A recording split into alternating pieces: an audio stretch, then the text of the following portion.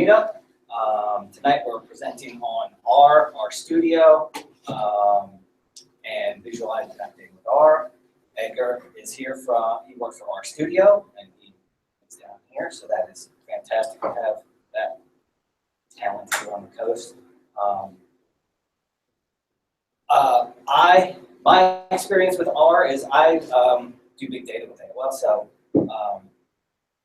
part of my continuing education thing was, hey, go take a course or do something and learn something. So I did the Johns Hopkins Data Scientist Toolbox track and did the capstone and all that stuff. So that was all R Studio, all those tools. So that was real neat and fun. And it's another way if you want to learn this. It is one way you can do it. It's Coursera. It's long. It's 9, 10 courses that run a month each or something. So it's going to take you some time. So that's what we're doing tonight. So I'm going to present a little bit on just kind of high level on, I found a presentation, a PowerPoint online, and on R, just the language itself, to give a high level overview of that. And then Edgar's going to talk about R Studio, and then also then go and show, do some demo stuff, show some mapping points. And also just to get kind of in the beginning here before I end, and then explode because it's just too much information. So the way that we want to run this is, so this week we'll do this, and then in like 2 weeks-ish, we want to do a hands-on where it'll sort of be a hack night. And I think what we want to try and do is, I know we have some art.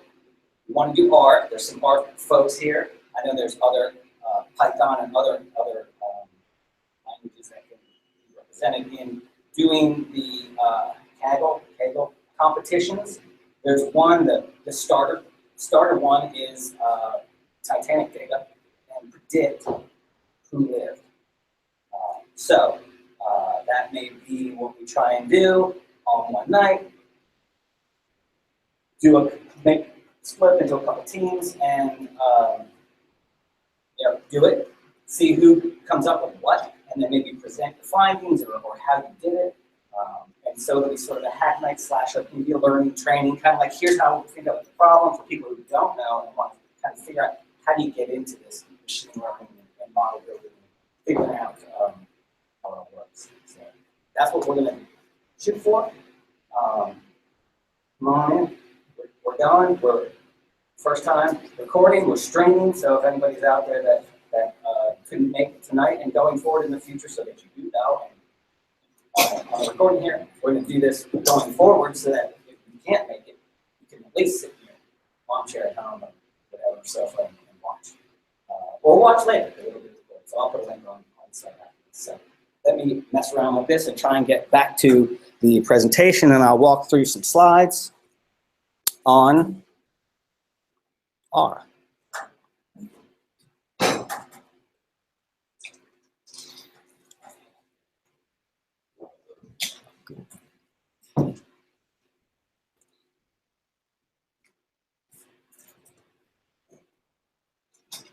All right, let's wait and see what happens here.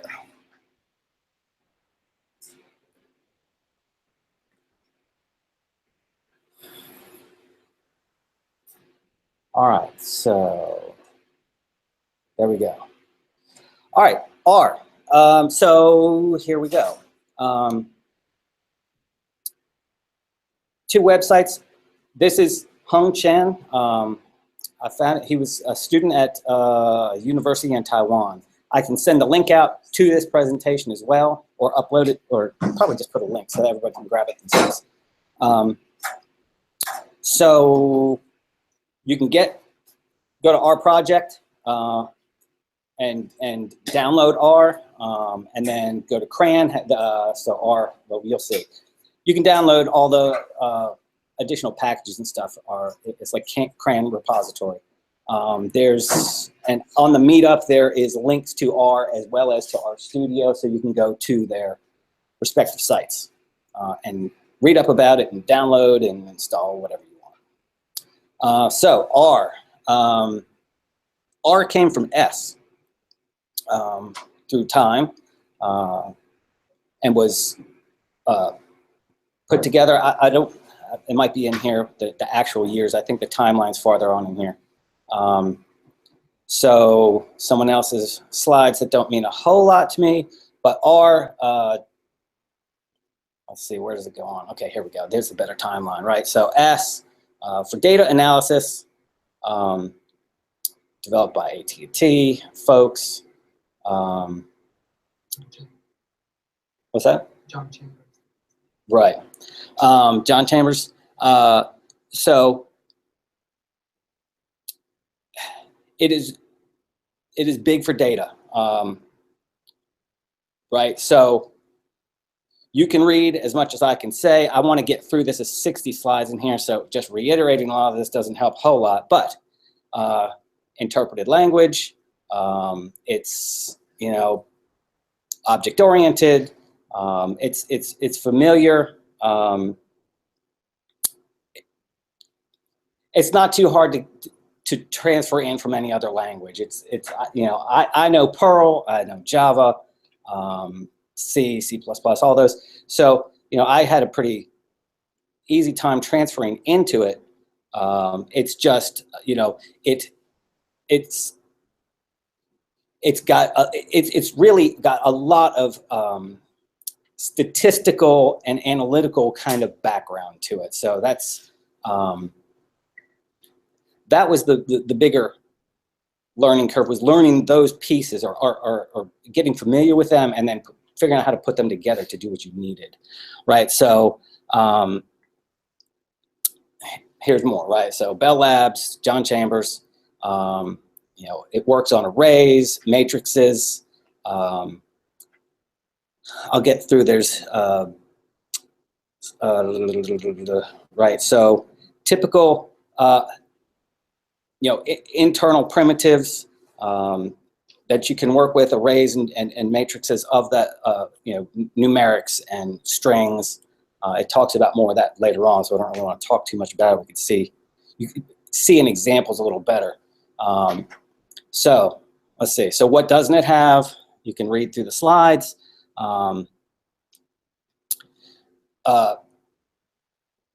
So object-oriented, it's got loops, it's got, you know, high-level statistical functions. Like I was saying, there's a lot of packages out there that add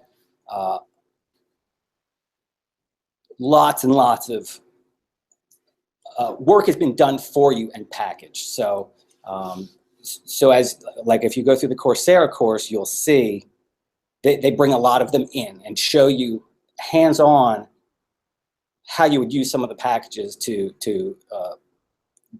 you know, get to the ends that you're looking for working with data. So it's not a database. You know, there's no user interface. Well, other than RStudio is an IDE that works with it, and you will see how it's super cool. Editing and then running applications through it. It's you know, it's RStudio solves a lot of the problems of not being able to see the data or work with it like that instead of working at the command line. So you will see in the demonstration coming up how that works. Right, so packaging, you'll see the CRAN libraries or repository for getting to lots and lots of you know, packages for reading in files. Everything's, you know, think of spreadsheets, right? It's data. So you've got to have some set of data that you're operating on. So you need ways to get it in. So there's lots of input and output packages, and then there's, you know, machine learning packages and you know, cleaning packages. So you'll see Edgar's going to show a couple of them tonight. Like I said, statistics, data analysis. It's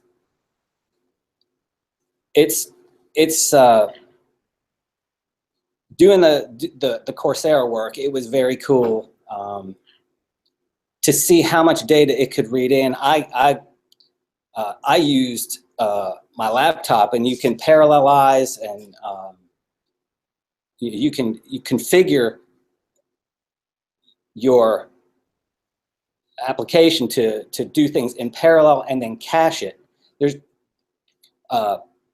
so that you don't have to keep reading from disk. It's not a database, but you can hold things in memory so that you can work with them. Big sets of data. So what else?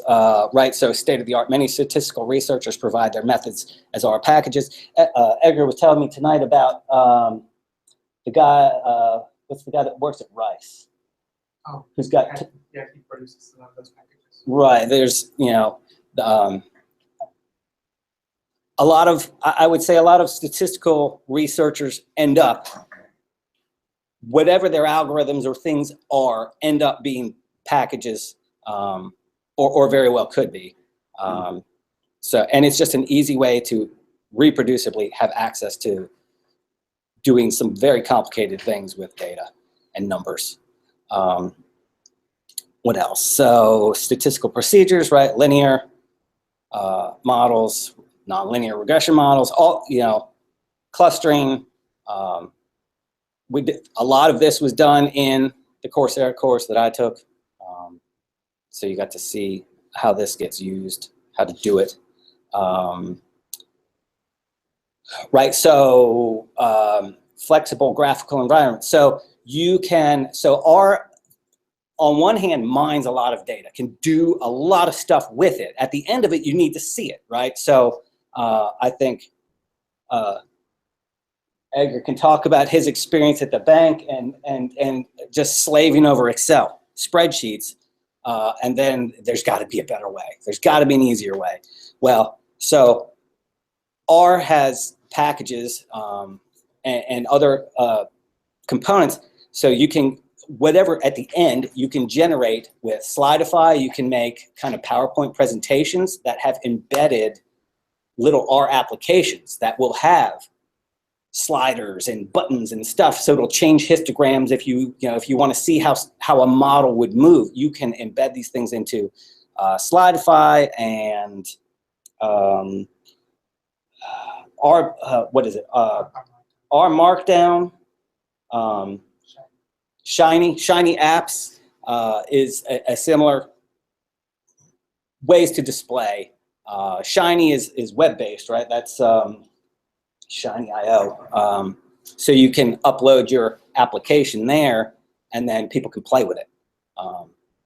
It's one way to do it. So it has a bunch of really cool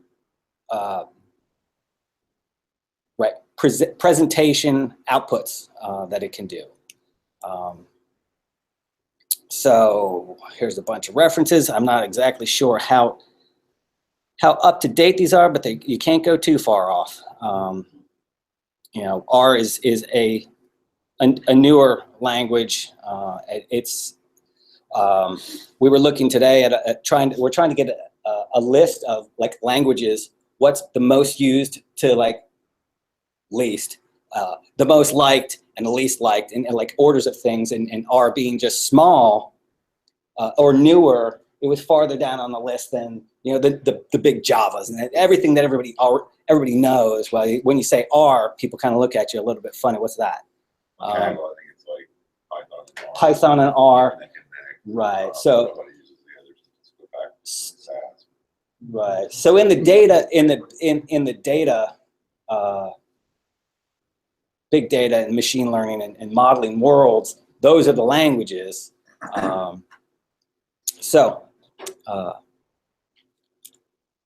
Let's see what else we have. Right, so there's help, lots of help in R that you can get to. R Studio, you'll see, is you know, that's a full feature IDE, so you can type a function and it'll suggest what comes next, so you can you know, code very quickly. Right, so this is command line. This is, you know, it's just a big calculator at the command line. You can do whatever, and you can run. It's sort of like Perl. You can run anything on the command line. but these run in sequence, and plot will pop up. This plot will actually pop up in, I guess it's, what's underneath? Is it tickle TK that those pop up in? I think it might be. If you were to run plot at the command line, it pops you up a plot. What's the rendering under that? I can't remember if it's tickle TK or if it's something else, in Linux at least.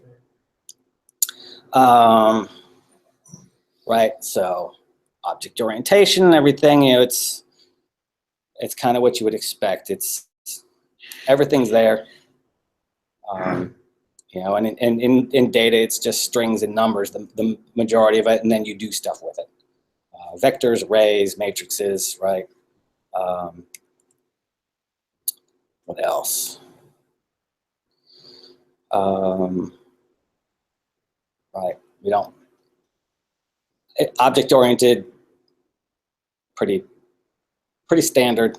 Not a whole lot that changes from a general understanding of object-oriented things, encapsulation, inheritance.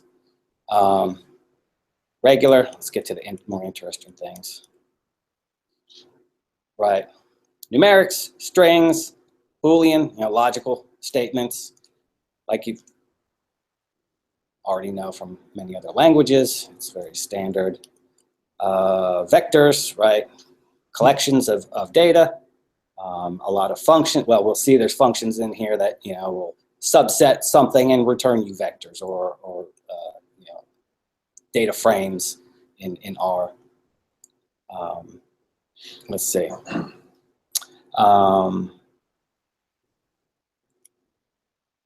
Right, matrices. Right, a table. It's like a spreadsheet, right? Table of data.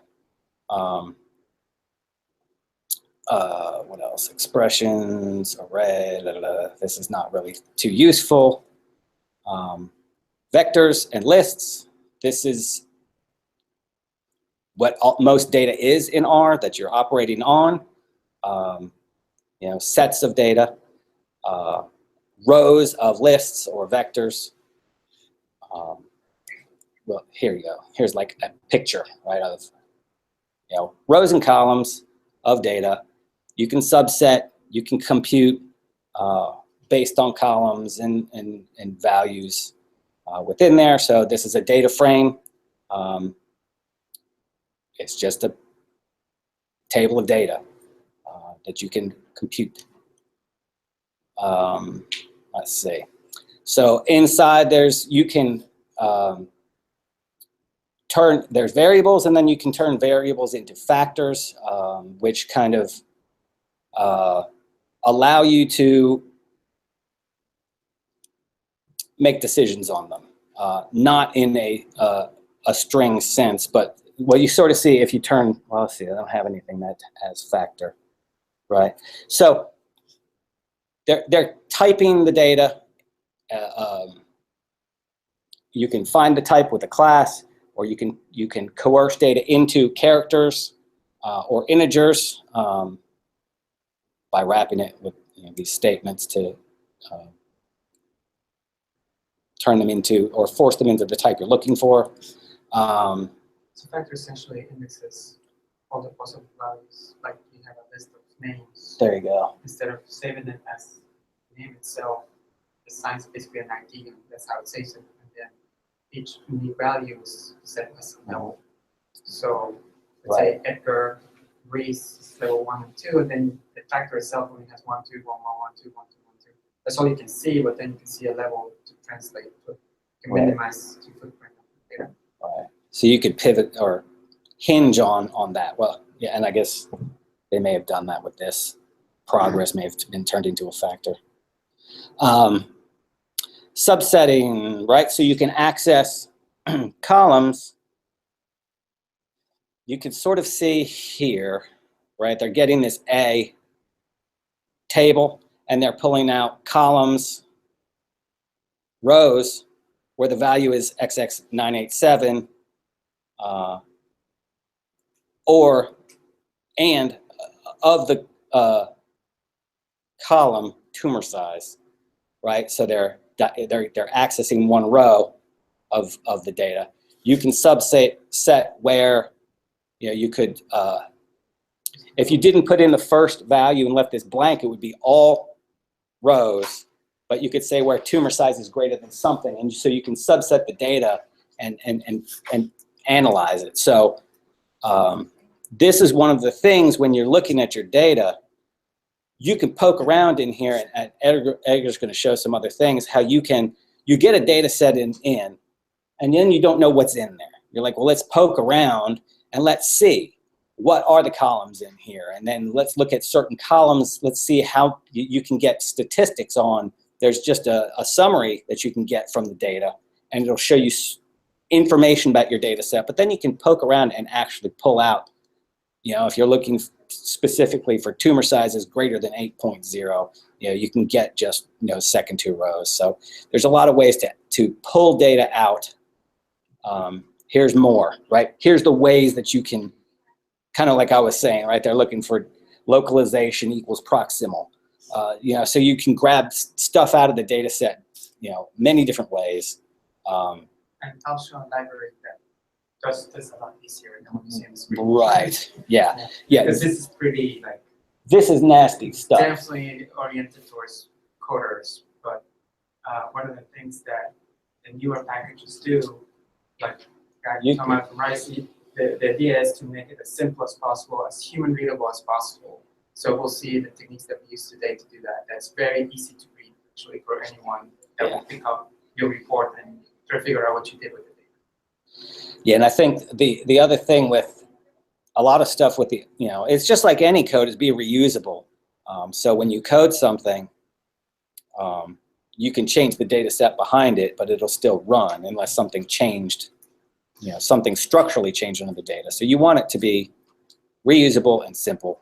This almost sort of looks, you know, kind of pearly. You know, it's kind of like not as simple to read. And that's what you and I learned on the course.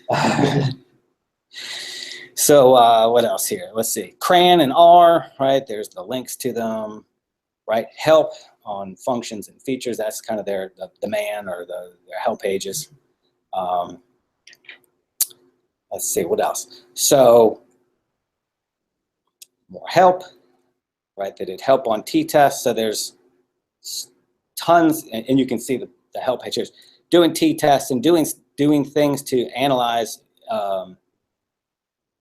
you know, to prepare and clean and get ready and start analyzing your data. Lots of functions in here, right? Package c-test. So that's these packages you'll be able to get from CRAN. Right? Is this?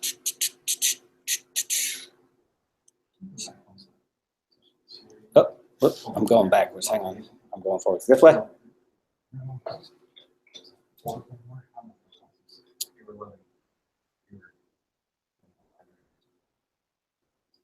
The t-test. It's probably t-test. Are these available online? I'm going to put them out there, yeah. But in the interest of keeping, huh? Yeah, probably. So we'll move on so that Edgar can start showing our studio, and that'll be more code example, and you kind of see what happens when you do some of these things. There's 60 slides here. It goes on. Some of it turns into like Taiwanese or something you can't read. But, you know, it's... So it's, you said R is interpreted. Can you compile it and have executable or something like that? It's just, oh, okay. You need a Got the fees like RESTful or yeah. Is it a single pass or double pass? Is it voice variables from the top, or is it only single pass? I believe single pass is going. It's just the idea here is that you're running the each command in the console, right? What a script is doing essentially to just serializing it. So it's not a concept like it would be another language. We have pointers and things like that. Yeah, because JavaScript is interpreted, but it's a double pass language and does the hoisting, so you can declare down here and Yeah. call it somewhere else. Yeah, it won't work like that. Now, having said that, once you run it, you can load those variables into your environment. So once it's loaded, you can basically restart other scripts that may be dependent on those variables. And All right, let's see if this works. Looks like it did. So I wanted to start with the actual console in R. So what we see is this is the RStudio IDE, but I just want to use to start here in the very lowest level of it, so you guys can see what it normally looks like, and essentially go to that thing that Alex mentioned about the console. So I can actually access data directly once you install R. So I can say one of the very popular data frames is a car, a data set called empty cars that I can type, and when I press enter, it will show me the data. So it's very easy for me to, right off the bat, once you install at least just R, you should be able to have data you can work with just to learn things. I can do things right off the bat where I can say mean empty cars, and the $ will allow me to select one of the fields. So this is already the IDE helping me, where I don't have to know the field, that I can type it. If you're in a terminal screen, you have to know every single field name because it's not going to give you any help. The IDE will help you with that. I can actually do a rundown and say I want to select the what's my average miles per gallon. Now press enter, and now I have it's 20 miles per gallon. So automatically you can start seeing results right off your data just by passing these kind of commands, right? If I want the median, I can say the same thing, empty cars G, and I get the median, right? Standard deviation. So it's very data-oriented and very math-oriented, right? So that's the whole idea that we want to have, is that this is why a lot of statisticians like it, because now you can start doing more robust things with it. You can fit a linear model, for example. So let's say I don't know how to use a linear model. I can the command is lm, so I can use the question mark and say, actually, let's do SD, for example. It will take me to, already in the IDE, it will take me to the reference guide. So I use this reference guide all the time, but it's all inside the IDE, right? So that's one of the big things that you can start right off the bat. If you want to know more about mean, you can type mean, and it'll do it right there. Or I can type it here, type median, initial median, right? If I want to learn about linear models, I can type LM, and it'll tell me what kind of arguments I need to pass to the linear model command to give me a linear model. So I can say this. So linear model, I'm going to say, let's do MPG over weight, which would be WT. Data equals MT cars. And that gives me a linear model, right? That shows me the relationship between both. Going back to what Alex mentioned is object-oriented, so I can do equate a variable to that. So I can say lm_g over WT, data equals empty cars. Now I have a variable there that has, notice it's called m, and contains my linear model, right? So I can say a summary m. Now it gives me more information about that. It'll tell me how much relationship is between the weight and the miles per gallon, which would be my p-value, which seems to be very small, which is very good, and also my r-squared, very high, which is really good. So this is how you start kind of reading to that. So you can see that you can, right off the bat, using code, you can start analyzing data. You don't have to drag and drop and things like that, which still doesn't kind of show the full value of how this would kind of be a better alternative in certain cases to a more drag and drop environment. But once you start adding things like a script, that is kind of changes things, because now when you use a script or a reproducible report, like our Markdown, then you can actually have it where, like Alex mentioned, every time you run it, it will give you the same results, right? So how many times have we end up in a situation where you have an Excel sheet that you have to produce every month, and you have to remember, I have to remove column 1 and replace row 3 and change this back here and move this. And if you do it the wrong way, you end up with the wrong result. Or if you have employees that actually do that for you, and if that guy leaves, nobody knows how to do this, right? Where whenever you script it, it's a whole different ballgame, because what you're doing is you're just passing new inputs to your script, and essentially it's running every step for you, right? So this is like a script that I want to show you. And also, before we move on, I want to mention something really important about R. So 3 things about R. First of all, R is a language, right? R is an environment, like we have right here. You saw that we use the R language to do calculations and also to run the thing, right? Now we have actual environment variables. And the third thing is that R is extensible, which means that we can write extensions for R. Anyone can. In fact, there's a huge library of these kind of extensions that have been written in a big repository called CRAN.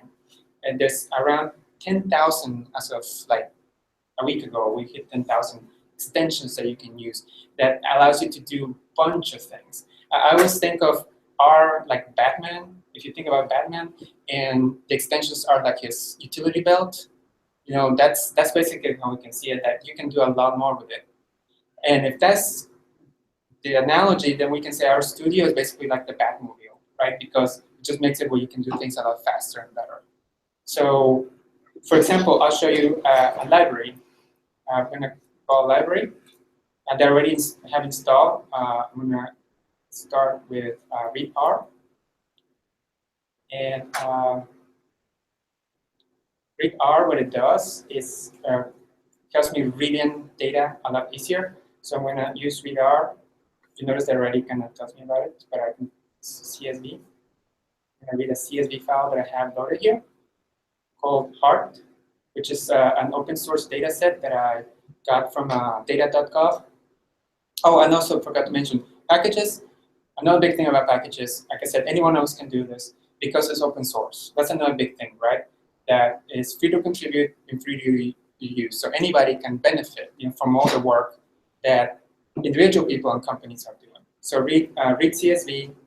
I'm gonna give me a variable for Heart, and I'm gonna get that file. So press tab, Heart. So I'm going to run this guy, and you notice that it loads the variables right there, and I can see it. So something that the deck mentioned very appropriately is that if I wanted to see, without using RStudio, if I wanted to see what's in Heart, I would have to go to the console and type Heart, and it would show me more or less the data that's there.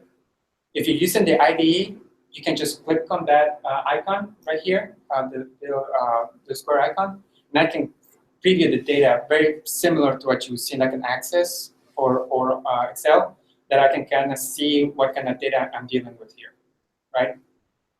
So I have lat and long here because we're not talking about maps. I just want to give you a quick introduction. So we have basically the chances, right? Out of 100,000 people in the population in that particular dot line area, how many are likely to have heart disease or die of heart disease? It's a little more of it, but that was basically the best one I could find with this kind of example for today. So I have, so heart, so that's radar. So let me show you another really nice one that goes back to, so it won't look too much like Perl. So dplyr, I'm going to load dplyr here. Now I can say, I'm going to tell it take heart, and I want you to just select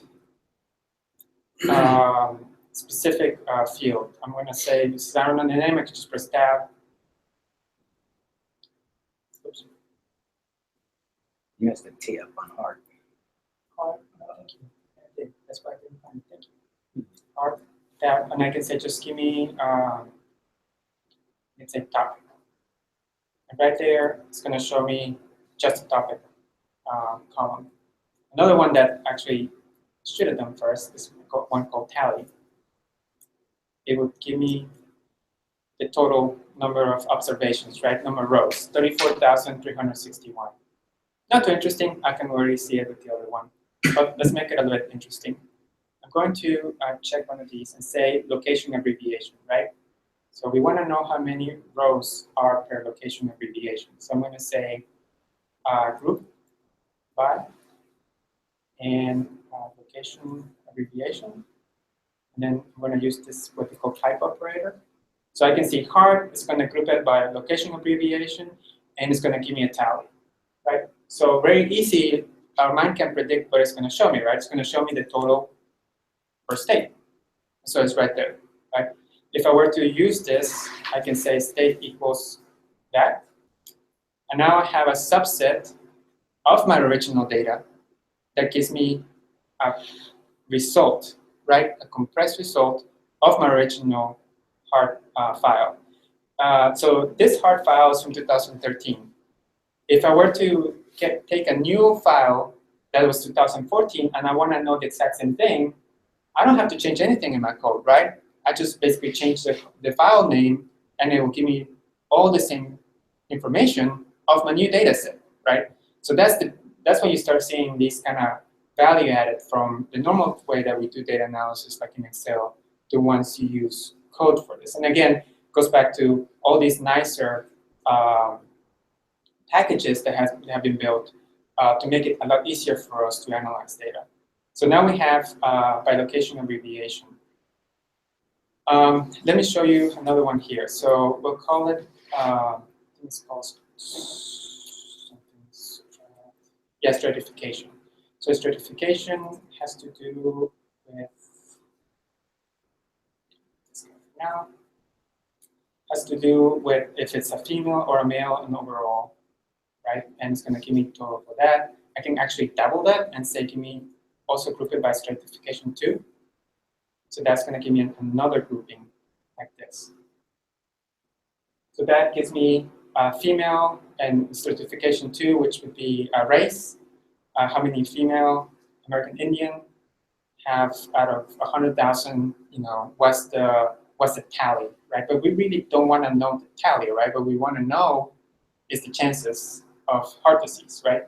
So we can say summarize, example, and we can say the M, I'm going to call M, it's going to be the mean of the data value, which is that one right there. Let me show you again, real quick here, because I don't want to like hand waving there.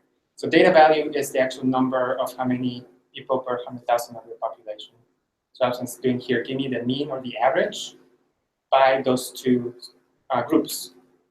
So now I have the average here that tells me, and this is what we hear in the news, right? The average female, Hispanic female, has 100 out of 100,000, 170 are going to have die of heart disease. This is how they figure it out, right? Using these kind of programs, because if anybody questions how they came up with that number, they don't have to go to the guy that built the Excel, right? They go to the end result, which will be one of these scripts that they can say, this is how we came up with it. We started with this file that we got from the CDC, and we did all these transformations, and this is the number that we got. So if you guys tell us we're wrong, show us where we did wrong. So it's very easy to show if we're right or wrong, which it goes to the heart of the big thing about where R is being implemented, which is data science, right? You want to be able to reproduce your results, your data results. A whole lot of magic happening and stuff auto popping into existence. I actually imagine debugging an R script is kind of because you are just magically assigning variables and creating objects and stuff pretty arbitrarily. And it looks like a convention is to keep keywords as short as possible for extra confusion. So it is open, you can go through it, but it looks like this would be pretty difficult to troubleshoot. That kind of goes back to the kind of data scientist and coder that you'll be, because if you have it definitely depends on the person writing the script for sure, but this is like all the nastiness of the world at times like 10 and 100. there is the syntax or the pipes, some of the, and the types that you get from functions you need to know. Like they're returning you a data frame or a data table or a vector. So you got to kind of know, you do have to understand what your functions are doing and how they're behaving. So it is tricky, but I will say the other thing as far as, there's users groups out there, and hey, you Stack Overflow, I have a problem with this in R. And they're going to say, well, show me the code. And it's not just going to show me the snippet, show me the whole thing. It has to be, I need the data set, and I need the code, and it needs to be reproducible, and then I can find out what's wrong with your stuff. But then meanwhile, if you click to the left of number 11 up there, a little dot's going to show up, and then you run, well, he hasn't been running the script. He's been highlighting sections of it just for speed and running the section so you can see what happens. But when this is run as a whole script, it's a debugger. So you can stop and step through each line, and on the right, you can see, you'll be able to look at your variables and go, what's in there? Oh, I didn't realize it was going to be that, and you can work through it. So. And another thing I have to say is that R is made for data analysis, right? So it's not meant to be like that deeply debugged. It's very rare where you can't get through a document to debug one without, unless it's really poorly written. I haven't been able to get through or find one that I'm not able to understand how they wrote it.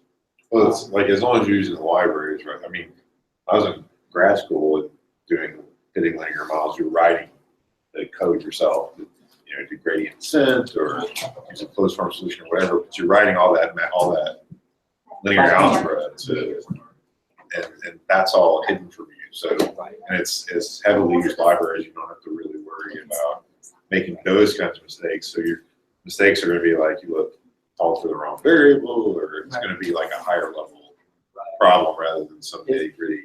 It's going to be user error versus algorithm. Yeah, and that's what these packages do, basically abstract you from that lower level calculation.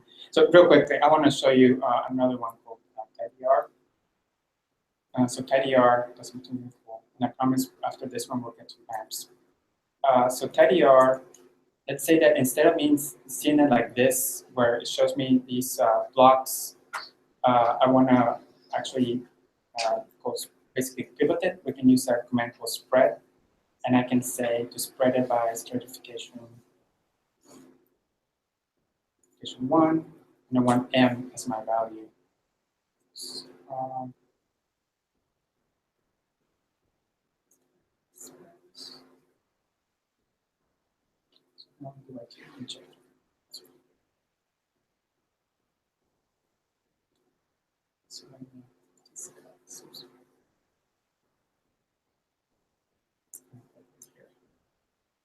So I can do this.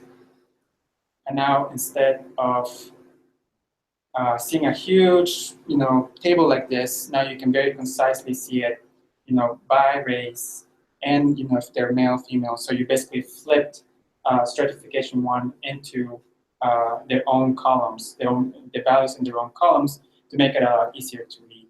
So we were able to take essentially this original file right here and essentially convert it to this with just a few lines of code. So it goes back to, you don't have to write long lines, scripts to be able to get to do something very sophisticated.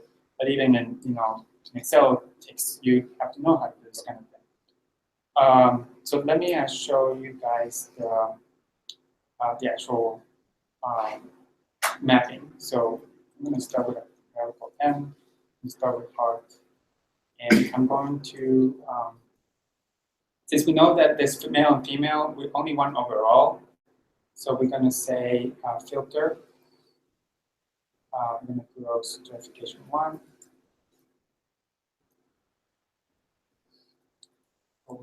Overall. Right, so if I run this, it's going to create one called M again. And you see it's a lot less because it only has the overall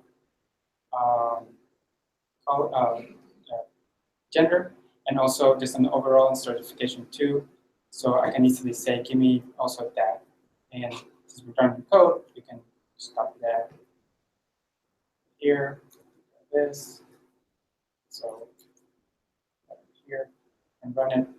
And now we have a lot less. So these are 3,274 points that we can take a look at, see what that would be. So the actual mapping software is called Leaflet, and there's a wrapper around Leaflet written R that we'll use. So we're going to go Leaflet, and now we can use it. So I'll show you Leaflet here without putting much stuff in it. So we're going to say Leaflet. Also going to use the type operator and say add tiles. So in its simplest form, this is what Leaflet looks like. There's a map right there. I can zoom it, and basically it looks like this.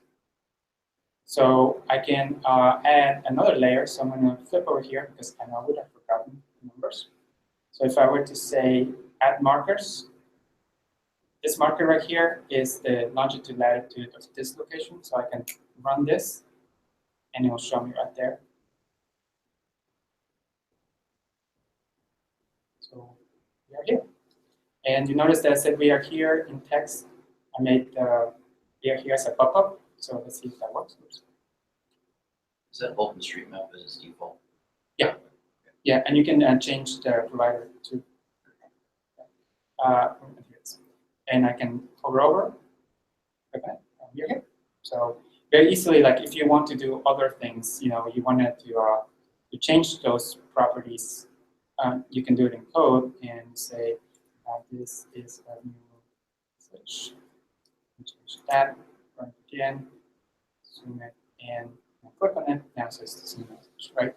So I can change the coordinates and do different things that I wanted to. So going back to this guy right here. So I said add tiles. I'm going to say add markers. And it's going to be, oh, excuse me. I'm going to start with M here because that's our data set. I'm going to pass M as a data set. They're going to basically hand the ball down. The data starts here and they start passing it down all the way here. And I'm going to say, this, where's this? Long lat, yeah. Try flipping there if the map looks weird.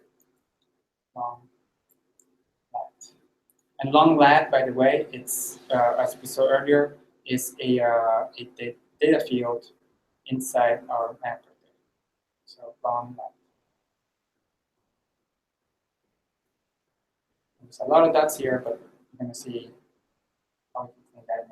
It takes a while too, because you see everything there, right? And you even see some of the errors that they probably have in the mapping. Most of them are here.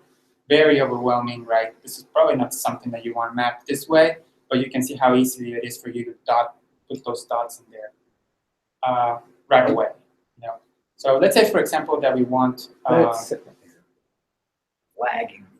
Those little pop-ups lag way behind. Oh, thank you for telling me. Good, I good. just So realized. yeah. So now you can actually see it. Like Yeah. Pop up. Okay, good, good. So I'll make sure that goes slow on that. So we can not have to add markers. We can do add circles. Add circle markers. And we're gonna, these are like little circles. I can say set a radius.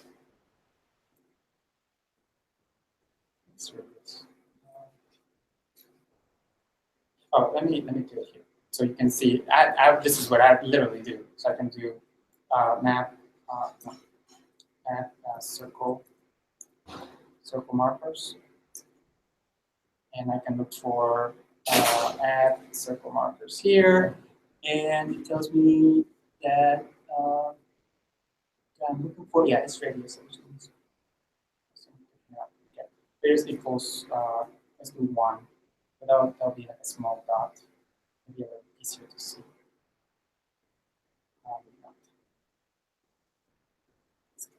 There.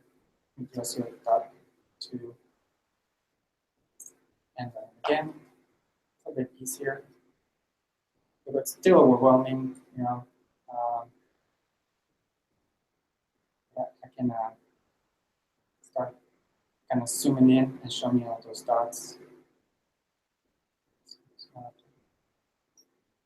You can see the dots are a lot closer. So really nicely, you already have that interactivity with your mapping. It's not really telling us that much. It just tells us that there's a dot, data point there, but we're not really learning anything yet from the data. So one of the ways that we can learn something is by actually doing something on top that would actually limit the amount of dots that will be mapped. So what we'll do is we are going to, now that we have only the overall certification and 1 or 2, I'm going to tell it to give me like, I'm going to order it by that data value. So say order it by data value. So a range is what I would use. And you'll notice that when I go look at it, it shows me the lowest one at the top and then sort of ascending order. I want a descending order, so I want to say descending. And see how like familiar, like arrange, descending, it's not, different language, like from English to Spanish kind of things. It kind of makes sense, these commands. So I'm going to make it descending, and I'm going to add number.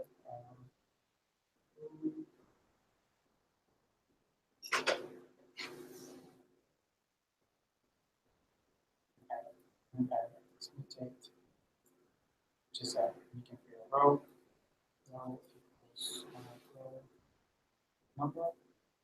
So this is going to give me the row number. I'm going to run this real quick. And that's going to give me the highest data value, right?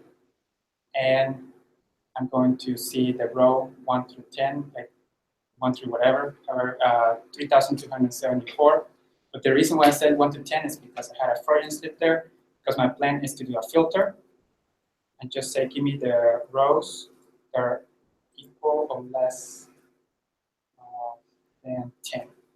So I'm going to get the top 10 highest chance of having a heart attack or having heart disease. So I'm going to do that and change this. And that runs.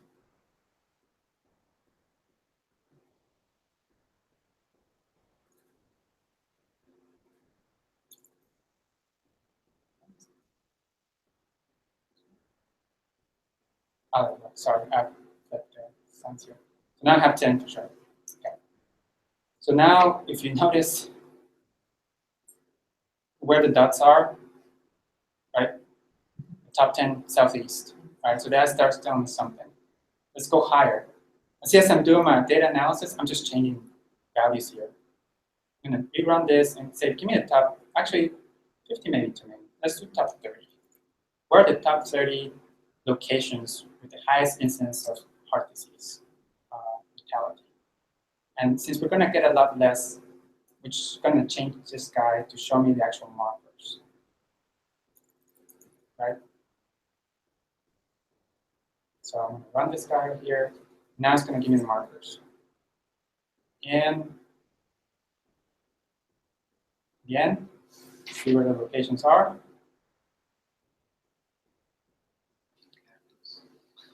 And see how everything kind of focuses out here. So now it's telling us, where we can start seeing where they say white, they say, southeast, the south, and highest in heart disease. Well, we start seeing it here now in the pure data, and also where those are that have the issue. We can add labels to it. So let's say that we want to say, I'm not going to have these already kind of loaded here. But this is what we've done here.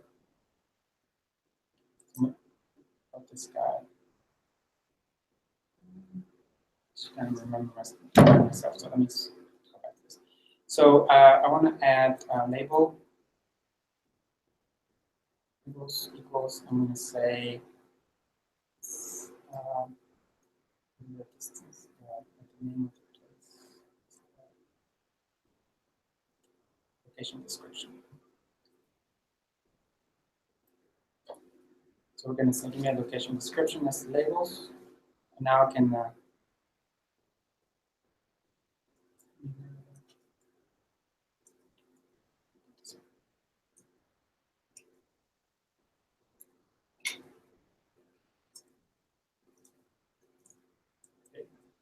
so in the highlight, I can see now the name of the county. Right? So we can see names, the actual names. We can also see, let's say that we want to know the actual ranking. We can say, we can ask the row number, right? Say as character. Because the number doesn't like it, so let's ask character row. Run it again. And I can see number 10, number 22, number 23, right? We don't want it hidden. We want it to always show. I can say, this is where I need my help, my level options. This guy here. Which I normally go look in my help, but I already had it ready there. So I don't want it to be hidden. So now it's going to show the actual numbers overlaid. So I'm going to zoom it in. And now we can see, the actual place. Number 4 is here. I kind of you see number 30, number 1, number 2, how close they are. We still know what the names of those things are. So we'll add the name, and easily here I can say paste, because we're creating a string, right? We can say paste, and we're going to call it, the location description. Yep. And we're going to say the separator equals dash to make it kind of look nice. So now we have full on. You can see. Let's go look for number 1 again. Somewhere here. That's number 2. So Caldwell Parish and Franklin Parish, Louisiana, 2 highest. So we went from having a data set with 34,000 records to now we know the top 30 counties, and we can drill down directly in the map, all with code, right? So when 2014 numbers come across, you can actually run the same script and you get the same, the updates for those. Right? Can you bring in other leaflet plugins with it as well, or is only base native leaflet supported inside of R? Could I bring in a leaflet plugin and do inverse distance weighted and turn those points into a raster instead that tells them the story of an actual raster-based analysis? You know what? I'm not sure, but we do the site.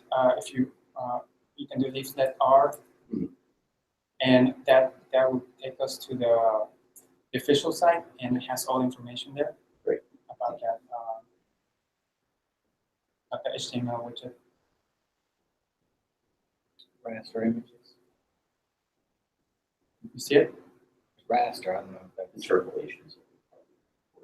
There's other libraries out there you can grab for leaflet that you take the points and interpolate them over to a raster, so you can see a cell shaded where you have increasing heart disease, for instance. Nice. So this is one of the things that's again really cool about this is that again there's 10,000 packages.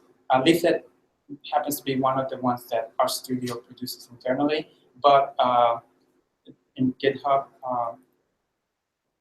it's open source. Yeah. I think I may not have the right one here. Anyway, so if there's something that we would want to add, you can open a GitHub issue and say, hey, can add this kind of thing, because all these packages for newer technologies are essentially interfaces written for them. Like for TensorFlow that you were mentioning earlier, it's just interface to the Java API for that that you can access in R. So if that particular piece is not there, you can request it, or if you know how to code it, you can submit a pull request and we'll add it for everybody. Yeah. So that's very nice about what R can do. So I think that's all the time we have.